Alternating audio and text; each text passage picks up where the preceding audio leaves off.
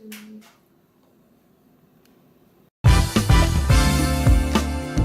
can make the pain disappear. We began the research for the guide to grants for individuals in need in March, and it took us 6 months until September.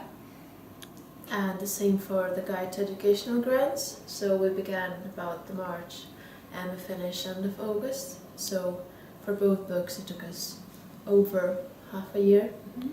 So it was quite a lengthy research process, but along the way we had help in our research from using the Charity Commission, the online register, and also online resources, charities' websites, and also correspondence, direct correspondence with various charities and trustees and fund managers. That was perhaps the most helpful information. Yes, definitely. Because it's all the little things like exclusions or specific application criteria which is not publicly available, which really helped to make our research better.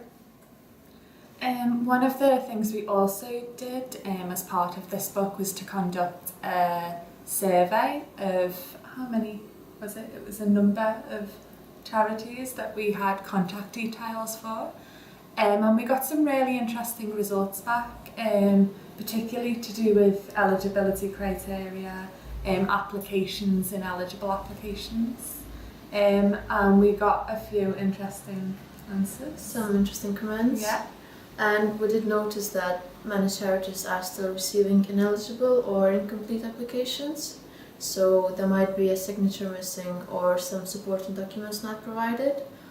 Based on our research and our correspondence with various grant-making charities, one of the the most common applicant mistakes was people who were ineligible to apply for a grant, and it's either they haven't had the information or they haven't read the information properly.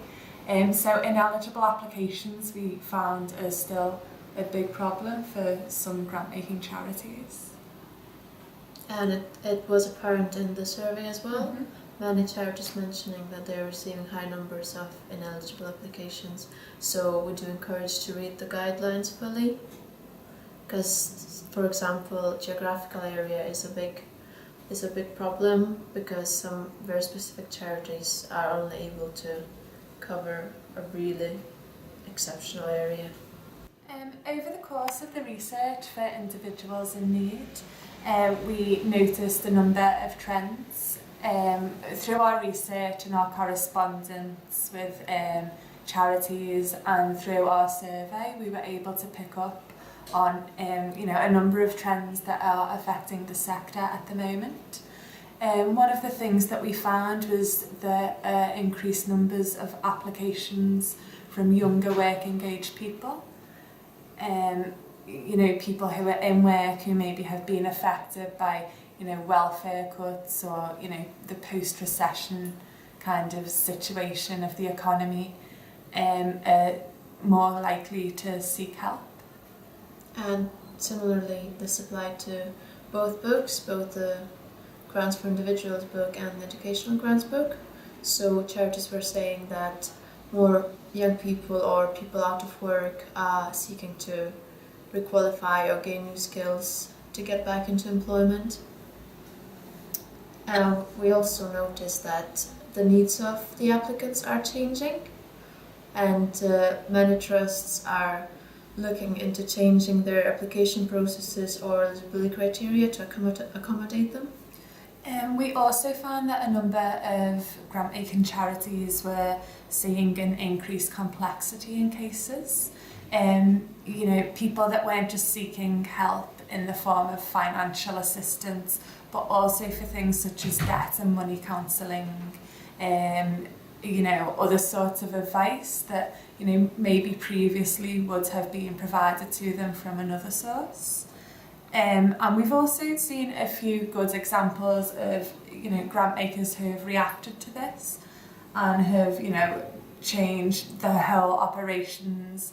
There were a few good examples, such as Cripplegate, who's changed the way it operates, has gone into partnership with, Islington Council and other local grant makers in order to meet the needs of its beneficiaries. And this is something we're seeing as the individuals' cases increase in complexity. We're seeing almost a greater need for some grant makers to adapt the way they use the resources. And some of them also say that they have increased strain on their resources to provide information and guidance for applicants rather than just financial assistance. So finally, all the information we collected is presented in a uniform way in both books, so it has all the details you need, including contacts, application procedure, eligibility criteria, and additional information such as exclusions or additional contact details.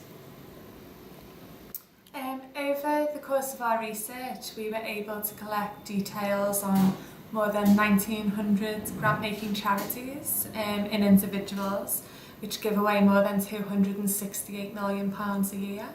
And in the Guide to Educational Grants, we have almost 1,500 charities which give away £54 million a year.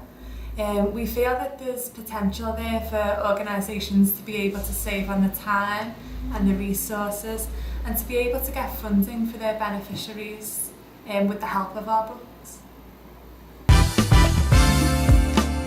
I can make the pain disappear, and I can erase the past.